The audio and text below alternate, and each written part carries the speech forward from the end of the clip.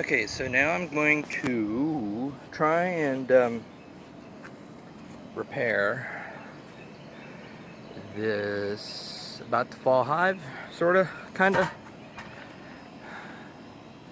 Right here, that's the main boo-boo of this all. I always tend to overcomplicate things, and anyway, I'm just going to use some strings to hold this thing up temporarily, and that's where all this comes in. I'm not that tall, so I figure I'll put in a couple of strings, or one anchor right about here, right there, and then attach one string to right here, and then one string from the anchor to right there. And they will be adjustable, so that will at the very least hold it up for, let's call it, no more than 2 weeks. And man, I'm so curious to, wow, this is heavy.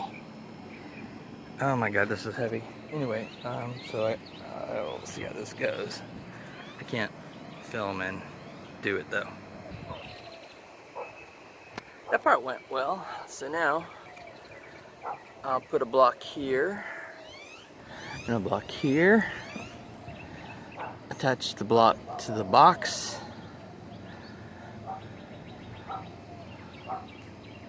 and then put a screw to the box of Advantech. This is how I do stuff too complicated. If I probably just put in a screw here and here, or here and here, or here and here, that would be good enough. But this is better, so whatever. So long as it doesn't fall. We're about to have some weather here for the week, and I just can't get to this. I just don't have enough time. Too busy. Phase 2 completed. Okay, so one anchor, and this, I guess, is slightly anchored. Yeah, but mainly this is the loop. Same goes for here. And I don't know what you call these things. I'm certain they have a name. You see them in camping.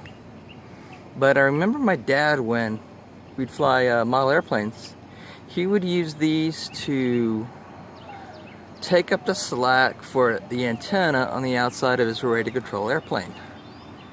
I always put my antennas on the inside with some kind of little fancy, well, stuff I'm not going into, but I can't stand extra drag in the wind, so I kept my antennas outside, or inside, but total bad tangent. Okay, so I guess that's it. Exciting stuff. Turns out all the force is on this one. This has very little. So, I wonder if the hive is just right here. Whatever, I'll figure it out after I go in a week or so. Man, these guys, last night I treated them with oxalic acid, and it was at night, which is, bees don't like to be messed with at night, I noticed, but mine don't. These sure don't. Even so, they weren't so bad.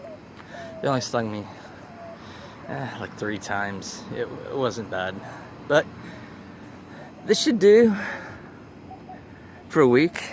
Again, we're gonna get some weather here from a broken up system out in the Gulf of Mexico, and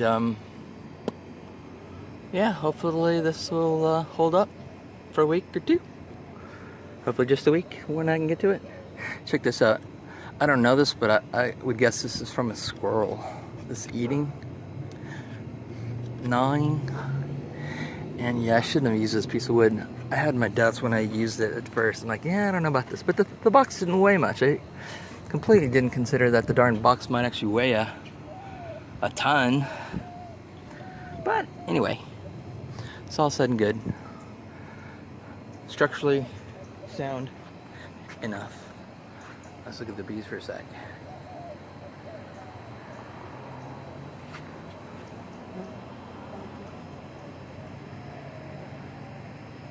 You know, I noticed last week that there was some bee activity on this, but I don't believe there was a hive in it. They were just kind of milling around like, I just assumed they were scout bees. I hadn't even intended on baiting this with lemongrass or Swarm Commander. So far, Swarm Commander hasn't gotten me one thing.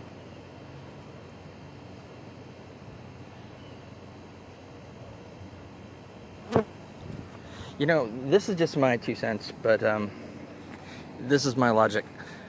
When people make swarm traps, you always hear about a certain volume. I don't remember, I think it's between 30 and 50 liters, which this is. This is at the small scale. This is the internal volume.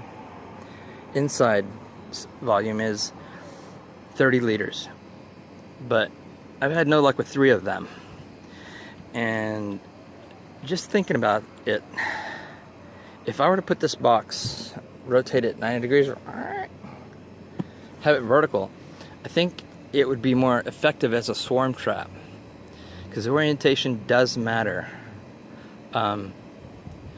Like, let's say on the inside they could build 20 combs across from here across 20. That's 20 starters. Now, if you were to take it the other way and go, say this edge was vertical on top,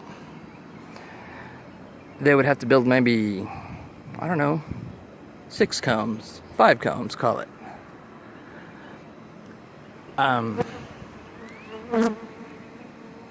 And they would be very long, but they would still be continuous. And I think the bees realize that it's just more efficient if they could get a tall box. So my thought is, in future, if you make any swarm traps, it's better to have them rather tall than wide. As in, if you have a box, put the long side vertical. Here's a bee. He doesn't look too pleased with me. But yeah, there's even a guy on YouTube, he's like called Swarm Catcher, and he uses plans. I think it's from the like, I'm not sure on this, but like the Pennsylvania Extension Service. And man, that guy, there's even Jeff Horseshoff, there's nobody second to him as far as how many swarm catches he does. On one video, he makes the comment something like, as a swarm's coming into a box, he says, yeah, this is my 37th swarm, in monotone, like it's nothing. It's like 37, bang. But it's happened so many times, it's like nothing to him. So that's a good box. And basically that box is vertical. It's kind of like, basically if you get 2 nukes, 2 5-frame nukes, I think that's a good size right there. But nukes, put them vertical. It's my theory. I'm new at this, so I could totally be wrong, but it's just logic that I'm using, whether it be correct or not, but whatever. That's part of beekeeping, fun learning. Okay, das ist it. Let's see. Picture of the bees. Let's try and get one with pollen coming in.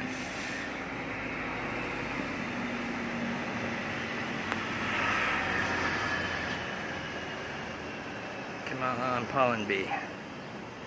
They need to store up because it's about to rain here for the next week. We never get rain in Texas in summer, not much, but tropical storm coming in.